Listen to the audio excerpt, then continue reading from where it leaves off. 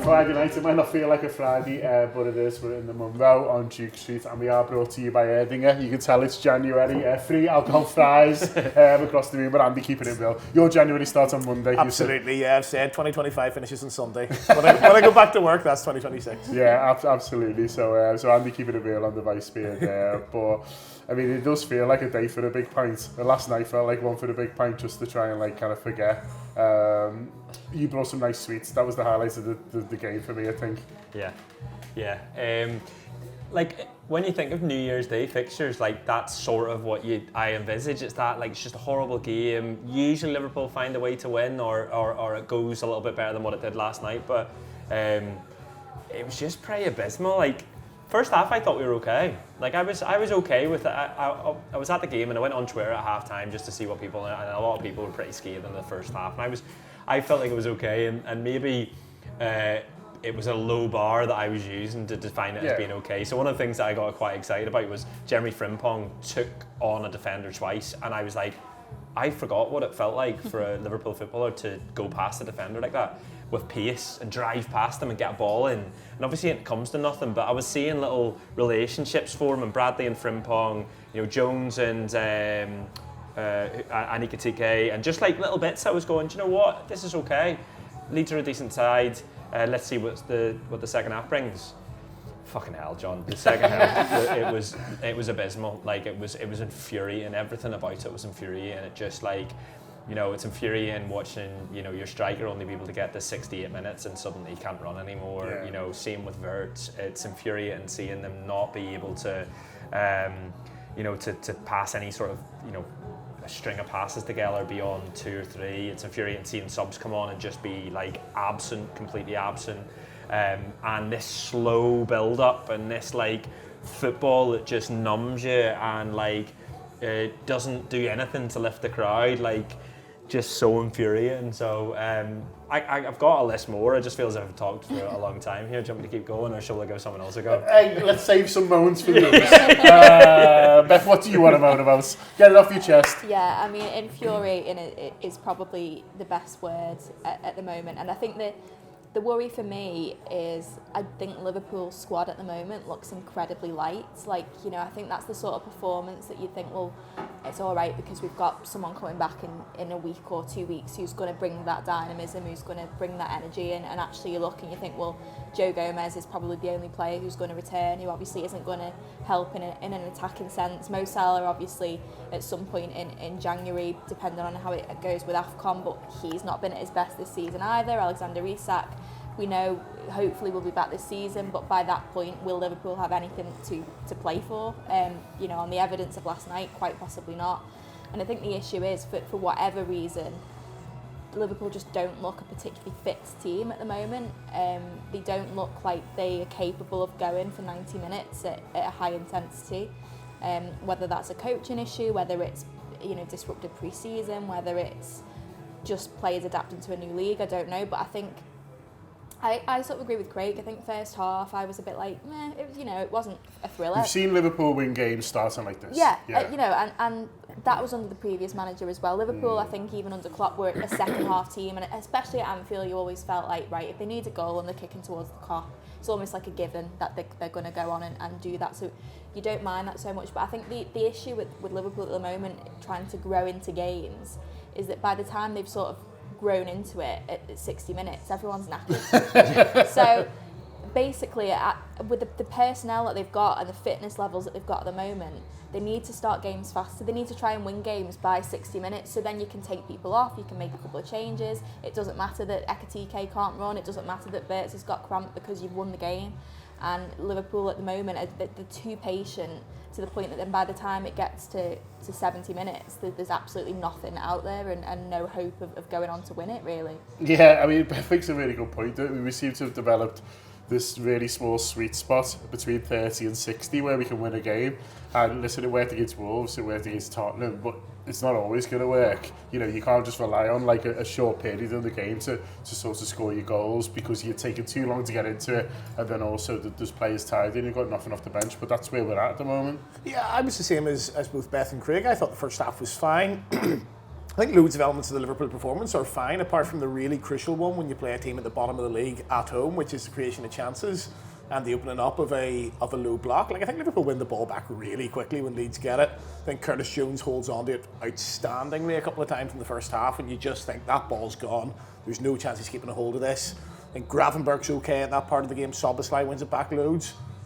The problem was Leeds were sitting with everyone behind the ball, and while we did loads of parts of the game that don't really matter really well, the big bit was the creation of chances. And in terms of creation of chances, probably do enough to maybe win at 1-0, but that's not good enough. You need to give yourself that buffer whereby if you don't get that bit of luck and it comes off Ekatiké's ear instead of his forehead, or if the referee doesn't give the pen Ekatike first half, if that happens, you've still done enough to still win the game 1 or 2-0. And that might be by playing out a 3-0 or a 4-0 in terms of chances created, and that's just not what we're doing at the minute. And I've been quite concerned about that over the last couple of weeks, even though we have got the job done at home. Against Brighton, we score after 50 seconds, so it doesn't become that type of game. Against Wolves, you're obviously playing one of the worst teams in the league. That's the first time where we've gone in, as far as I can remember, somebody can put me right on it, gone in at 60 minutes at 0-0, trying to break a team down where, as we say, everyone's knackered. And I think 60 minutes, Ekatike is really good and silky and leads the line really well, but he does just completely go. And he doesn't trust what he has on the bench. He doesn't do Chiesa there. He keeps him on for 90 minutes, and I almost felt sorry for him out there, but at the same time, I'm a bit like, why are you not fitter by now? Yeah. And I know there's mitigating circumstances. He's had a winter break in the past. The Premier League's intense. He's still young, but we need more out of him. And we just don't have it at the minute. Part of it's down to bad luck with the injuries. Part of it's down to poor planning in the summer. But I don't think that's the last time you'll see that performance and result this season. Sorry, Andy. I think that a patient approach doesn't work if the thing that you're being patient for is and solely reliant on is a moment of magic, and that's what it feels like with Liverpool at the minute. Like I can't envisage a Liverpool goal or a pattern of play that looks like a Liverpool goal. Yeah. And we're obviously talking about this. About our team getting tired when it gets to 70. If your approach is to be patient and wait out a game, then you need to have the stamina to be able to provide those moments of madness, moments of magic in the late stages of a game. But also you need the mentality. And Liverpool are so fragile at the minute that when it gets to 70 and they bring on Calvert-Lewin, it looks like Leeds that are going to go on and get it, because suddenly Liverpool are going, shit, we have to deal with him now. Instead of we're at home and we're the champions and we need to go and win this game, it was Leeds that suddenly went, we got our top goal scorer on, let's have a go at these. And I think that's the frustrating thing for me really, is I think it's as much an approach problem as anything. I think it's something that we've seen through the season, and at the beginning we were able to rely on these moments of magic in the later stages of games, and it was dead emotive and it was exciting, it was brilliant, and then it goes wrong. And now when we're trying to sort of build ourselves back up and we're maybe a little bit more reluctant to sort of give it everything in that first half and really go at teams and put them to the sword. Or maybe we just don't have it in us to then be patient for the second half to come, and the second half be so dire. That's the real concern for me really. The manager talks after the games. He talks about how you get that opening goal, and he says we can come from a set piece or a moment of magic. And I wonder the same as Craig, whether there's this idea of, well, how do we pull teams apart and how do we pull them around and get into sort of space that way? Because it looks like he's talked a lot about Pep Guardiola's teams and watching them and enjoying them. They weren't reliant on set pieces, and they weren't reliant on 25-yard screamers. They get in behind, and you'd see that goal and you go, Man City scored that goal again. That sort of seems to be missing from Liverpool at the moment, and they don't even look like they're really necessarily trying anything.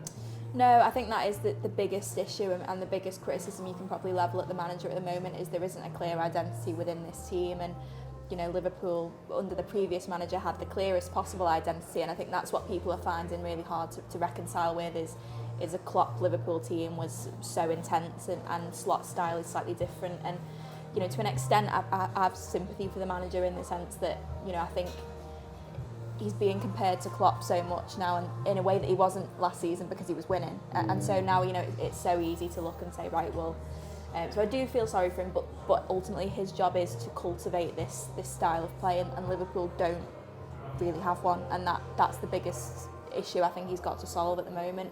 I think, to be fair to him, I think that the point about the set pieces, and I understand people are getting frustrated hearing about the word set pieces, set piece balance. I'd never heard that phrase before the last few months, and now I'm hearing it 3 times a week.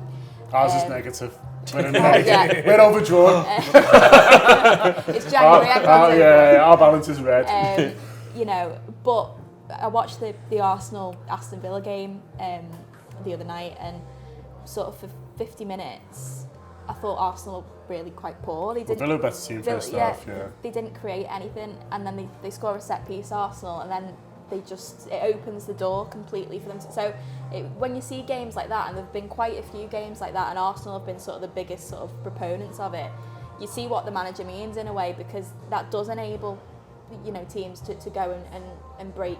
You know, it changes the mood of a game, but ultimately Liverpool are terrible at set pieces, so you can't just keep saying we're terrible at set pieces, but we need a set piece. You know, you have to find a way around it, and he's not managed to do that yet, which is the frustration. Whatever you think of it, like it's a clear strategic approach. You can see from Arteta that he's been building towards, you know, the way they sign players. You know, the fact that one of their strengths is they've got like Saka and Rice, who are incredible at delivery from corners and set pieces, and then they've got all these big groks to put their head on it. You know, but it's an approach, and like I took the piss out of it last year because of like the manner of it and the fact that we were flying, and it just didn't look like the approach of champions. But then you look at the league now, and then I look at Liverpool, and I'm like, I don't really know what our approach is. Like, I don't really know if we were able to like clearly define what this football team are about in 2 or 3 things, I'm not entirely sure that I can do it. And you know, what the approach does when you're in Anfield, as an example, I've seen a lot of people talk about the atmosphere, and it's people in the subscriber group who had said, like, it wasn't at the game, but the atmosphere sounded poor. It's New Year's Day and it's home to Leeds, so there's a couple of things there, but like also like you feed off each other, don't you? And there's nothing in that performance, particularly second half, to be able to hang your hat on and get excited about. There's no 5-minute flurry of like chances, or you know, nothing to get us up. It's just we're having to. Do you know what I mean by that, John? I think that's I think the atmosphere and the whole mood around the club at the moment is a real problem for Liverpool now, and I completely agree with Craig. I mean, there's nothing from that performance to inspire you, and you know, the fans want, you know, a bit of passion, a bit of intensity that they can get behind. But then I think it's almost like a bit of a chicken or the egg kind of debate, isn't it? Virgil van Dijk spoke about it after the game, and he's made clear, you know, he wasn't trying to dig out the fans. He spoke about how special the fans are, but he said that they could sense the frustration. And you think, well, if the players can sense the frustration, that's not going to help. It's not conducive to anyone. And I think, you know, you look back at the reverse Leeds game. It was Zelland Road that got them a point out of that game, because the atmosphere it had been pretty flat for 60 minutes, and then the atmosphere the last half an hour, it completely changes the complexion of a game. So at this moment in time, you sort of need Anfield to be up for it, but because they're not completely bought into what this team is trying to do at the moment, it's really hard to get that from them. I do think New Year's Day plays a massive part in that, like you said. Like, you two, those people should have been at Liverpool 0, Chelsea 1 in was it 2003, something like that? 2005 it would have been, yeah. Was it the Alonso one? We got beat 1-0. I think it was, yeah. It was fucking great. Obviously, you two are parents, and I can imagine the level of nonsense you can take from your kid the day after you've had a big night is probably slightly lower, and I think that was the case in terms of patience for Liverpool's build-up last night. My kid Certainly doesn't make me queue well. outside for an hour, by the way, to get into the house. I think a slight issue, obviously, with the setup I mentioned before. We got the job done against Wolves and Brighton, but different circumstances there. That was a game, like I say, where we didn't get the early goal, and therefore we had to then break them down, and they retreat further and further, and they can see the finish line. There's a point there.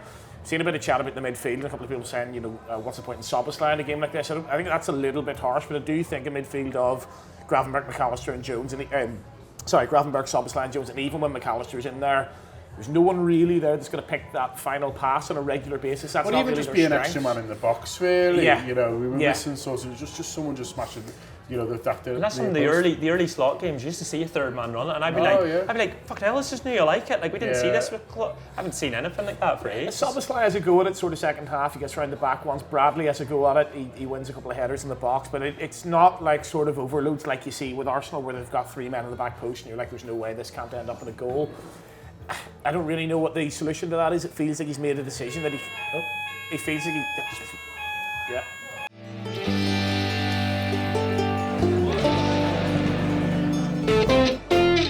Sorry, we had a mad fire alarm.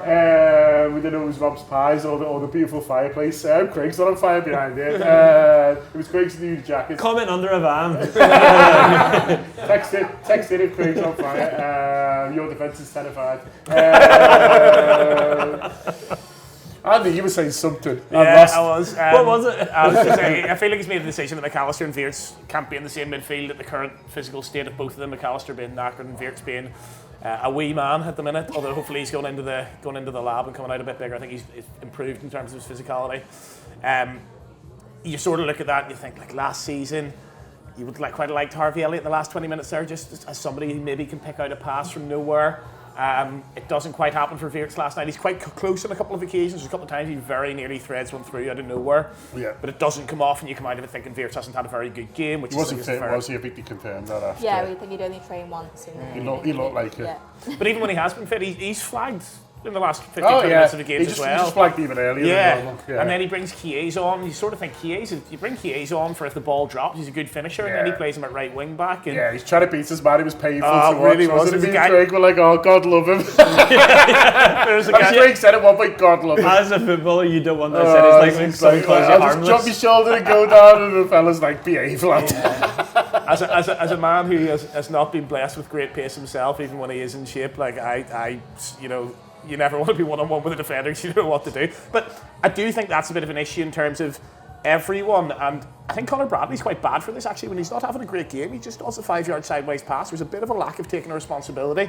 Nobody wanted to be the one to try the pass, to try the cross, to try the shot, because the crowd were on everyone's backs, and I think there was a bit of a passing responsibility. You know, you can have it 5 yards, you can have it 5 yards, you can have it 5 yards, you can make the mistake, you can have all the crowd in your back, and I think that's a little bit of an issue sort of mentality-wise for a team it's not the first, and it won't be the last time we'll have to break down a team like that this season at Anfield.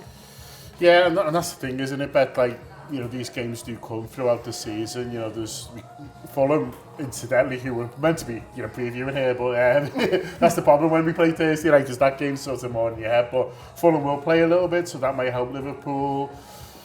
Then after that we go to Arsenal, which I don't know what to sort of expect from that. Who knows? Set pieces is what we need to sort of expect. But there will be other games coming up. Burnley coming to Anfield in a few weeks. Yeah. Let's use them as an example. We know exactly what they're going to do.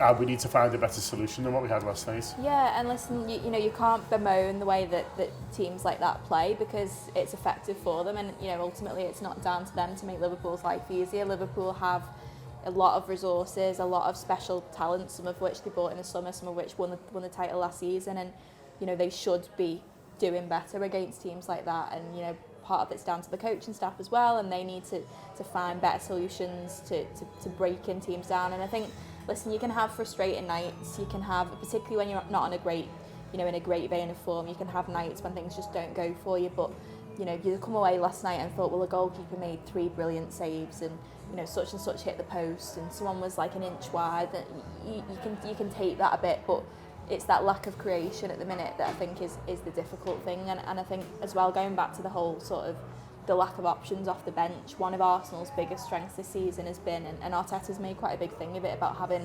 starters and finishers and players who sort of know that their role is to come on 70 minutes.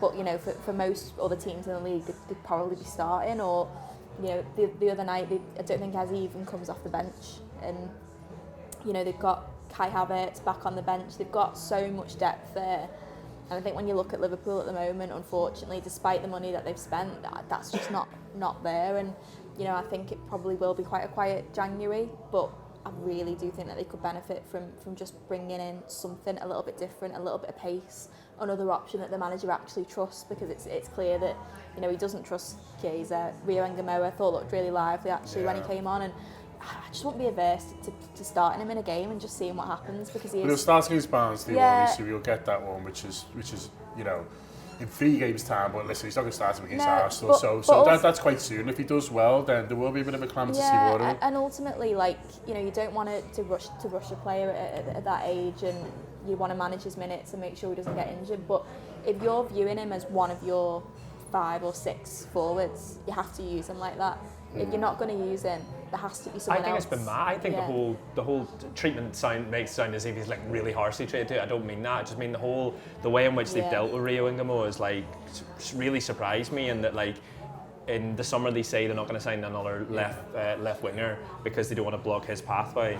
And they don't use him. They don't use him, but then he's not even getting to play in the under 21s or whatever. So like he's just sat on the bench there, like for his development. Like he's caught in like this no man's land at the minute. Barely Like, train what's he getting? What's he getting from? You keep getting told he can't. Exactly. So what's he getting from it? Like you know, there's.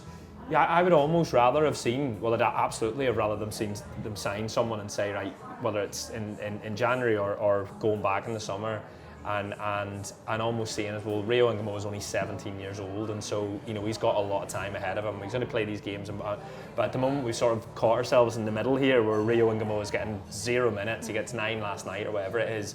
You know, I agree with you. I know people are saying he's only 17 and stuff like that, but like he takes on a man, and there's something about him, and even if he gives us 60, you know, it's so different to what we have been seeing on the wings. Obviously, Wirtz has been shoehorned out there. I think he's done okay. We've seen Soboslai obviously play there. Frimpong probably was the plan for when Salah went to AFCON. I think he does well last night. Wouldn't be averse to seeing him there again. And you understand why they don't want to completely flog a 17-year-old. We've all seen it with like Wayne Rooney, shot basically at 30 years old. Sterling the same. Michael Owen obviously injuries, but there's countless tales of players who've been overplayed when they're really, really young.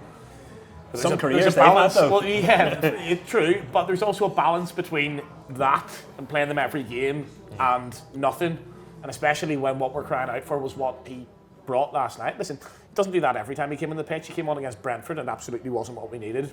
He was trying to take on these 4 or 5 6'4" lads, and it's like, you know, what are you doing? But obviously he's 17 and he needs to learn that way. But 1 in every 2 he's going to come on and do what he did last night, and we weren't creating anything until he got the crowd up. And yeah, I think on Saturday I probably wouldn't start him, but if it's 0-0 and 7, I wouldn't mind seeing him come on. Yeah.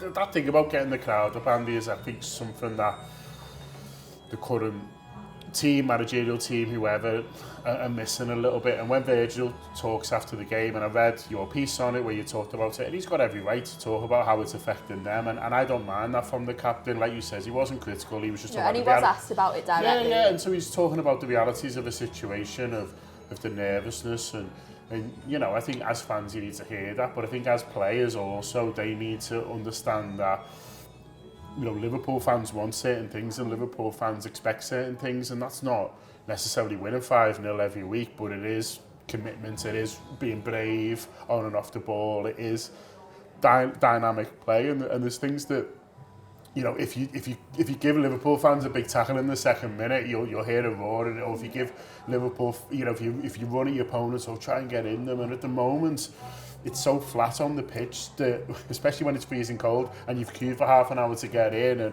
and all of that, and you know, it does sort of numb you a bit. It's you know, the whole experience of getting into the ground now is numbing, and then you go in and you're watching these like pretty lifeless performances. Like, I'm sorry if we're not bouncing up and down singing LA, and I think sometimes they could help themselves a bit, or help the situation a bit, by just going like, well, why don't we try and start a game fast and sort of see what happens, and you know, and things like that. I thought, you know, we talk about Klopp a lot, but I think Benitez was great at like knowing like, this game we need to do this because it'll get sort of everyone going and things like that. And Benitez was a very methodical coach, but also I think he understood the fans and the crowd and what we were after in certain situations a little more than what they do at the moment. And that's not just a dig at Slot, that's like, it's sort of all of them really at the moment. Yeah, and I think the biggest frustration is, I do still think part of it's a bit of a mental thing, in terms of the nature of the opponents that they're playing. You know, I think one of the most complete performances of the season for Liverpool was that Real Madrid game. And yeah, I know Madrid are, you know, they've not been sort of playing sparkling football this season, but I think they were unbeaten in a fairly long run before coming to Anfield, and you could just tell from minute one the players were up for it. They were putting tackles in left, right, and centre, and in ways that I haven't really seen them do all season. And listen, you know, you can't play with that intensity every single week, and you know, it's a different occasion. But I just think sometimes against those teams that Liverpool are expected to win against, I mean, is Burnley the next home game in the league? Yeah. So again, that's a game that you would expect Liverpool to win, and you sort of think it's the kind of game they might come out and approach sort of patiently and whatever. But like you say, wouldn't it be great if they just came out all guns blazing and thought, you know what, we need to give a little bit of response to these slightly like limp performances, and you know, even if they don't score from it, just a little bit of intensity in that first 10-20 minutes to try and set the tone a little bit, because they can do it. They've shown they can do it this season, but it's just not been there often enough. And it's the balance, isn't it, Craig? Listen, we've had a couple of red cards against us this season where the players afterwards have said, oh, sorry, I was trying to get a bit going. You know, the crowd, I think Gordon said that he was trying to give everyone a lift. And, you know, one or two of the others as well. So, you know, you don't want to suddenly play 10 men because Florian Wirtz's headbutted someone. Like, this is what Gibbons after. Yeah, it's a joke. But there is sort of balance, but it's just, like, you know, maybe not everyone has to have a touch in the first minute, do you know what I mean? Maybe you can just go a little bit more direct or something, just to try and show that, you know, we understand that these things are a two-way thing. Yeah, absolutely, and that's like, I keep coming back to the approach, and one of the things that like epitomises it for me is fullbacks. I think you mentioned it earlier, where like, you know, Bradley will get the ball and he'll play it inside, and rather than like he looks ahead and then he plays it inside, but that's by design, because like you think back to Slot's very first game and Trent was playing right back, and I remember it was against Ipswich, and the thing I was noticing that was so different was that fullback would get the ball and rather than look to go and then bomb forward or like look to play inside and bomb forward, Trent got the ball, turned inside and played it to Kwanzaa. And I was like, whoa, this is going to take a bit of getting used to. We won the league last season, so obviously like something's worked there, that sort of slower build up. I think just now the environment's changed, the situation's changed, and where we are both mentally and in the league has changed. And so I just feel as if there needs to be tweaks that think about, right, how can we feed off each other? Like, what are the things that are going to, because it doesn't have to just be a big tackle. It can be, you know, 5 minutes of intensity, or it can be just a player looking, you know, like they've got life in them, because you're watching the last 20 and it just looks lifeless and a bit sad, didn't it? Yeah. And you never want to, like, it's not been that enjoyable being a Liverpool fan, has it, over the past sort of 2 months? And my God, we had our fun, so I'm not like, but I think, you know, when you're looking at the games where they're winning or they're picking up points, but there's still not all that sort of, there's nothing certain about them, and there's also not loads fun about them, then that's when I start to worry. I start to worry when I'm looking at players in the pitch and going, looks a bit sad, this, doesn't it? Like, this is a bit sad for all of us. So I would love nothing more than for against Fulham, and I think that the Fulham game suits him. I think the Fulham game suits him better. It being away from home, you know, and the kind of team that Fulham are, they'll want to play football. You've seen the results recently. There's goals in them, so I think there'll be goals in this one. I think that suits them a little bit better. Arsenal, fuck knows. Like, I've booked it and I can't wait to go, but like, fuck knows what's going to happen in that football match. But I think in terms of those home games, I think they are a bit of an issue, because you see against Sunderland where if it's not going right and it doesn't go well for you, what happens? You've seen it, you know, against Leeds, and you almost see it against Wolves as well. Yeah, I think Fulham will play into our hands. I think if you're a Fulham fan or a Fulham player or the Fulham manager right now, you're smelling blood, aren't you? You're thinking, we can win this game. Yeah. They've won 3 of their last 5. They're in a decent bit of form. They quietly start the season really badly. Nobody really talks about it because I think Wolves maybe overshadowed them or other stories at the time, but they've put a little run together now, and they're just a really solid middle-of-the-road Premier League team. They've got 2 big centre halves, 2 sort of average to above-average Premier League full-backs, a couple of big lads in the middle and 4 up front who can all score a goal. You feel like there's nobody really there that's going to get 20 for them, but they'll have like 5 or 6 players who get between 7 and 10 maybe. Your Harry Wilsons, Iwobis, Smith Rowe, Jimenez, all those, and you know, they've got a bit of quality about them. So if I'm a Fulham fan, I want them coming out and really having a go at us and trying to win that game. I think that plays into our hands. I think the setup you'll see is probably similar to the one you see at Inter Milan, not comparing Fulham and Inter Milan obviously, but 5 midfielders, keep it tight, don't give anything silly away, and we'll back our lads in terms of quality over your lads. I think that more or less is what we want to, or is what Arne Slot will want to do. Probably over the next 2 games, you'd imagine the setup will be fairly similar against Arsenal, maybe a little bit more defensive, a little bit more containing. After that, then it's Barnsley, then a week's break, and by whatever it'll be for Burnley, it's the 17th of January. By that point, you want to see something worked out, whether we've signed somebody, brought someone in, or find a solution within our own squad. This back to basics has been what we've needed to do. We've come unstuck against some teams at home. but I want Liverpool to get back to playing some sort of decent swashbuckling attacking football at some stage. And if we haven't found it by the 17th of January, then I think we're in for a long, hard second half of the season. You going on Sunday? I'm not actually. I've got Sunday off. So yeah, I was meant to actually be off on for the Arsenal game, but I'm now going to that, which, like Craig said, I dread to think in some way. But weirdly enough, it's sort of one of those games where you actually wouldn't be surprised if Liverpool turned up and got something, because it's maybe been against that kind of opposition this season that they've actually looked half decent against, but they could also lose 5-0. So I mean, I don't really know. But Sunday I will be watching from the comfort of my own home. Maybe behind the sofa, who knows. Well, listen, hopefully it is a lot more positive on Sunday. We shall see. But huge thanks to Erdinger, as ever, for partnering with us for the Mumbo, for having us, to Craig, to Andy, to Beth, to the Fire Alarm, and to the lads who filmed up the Reds.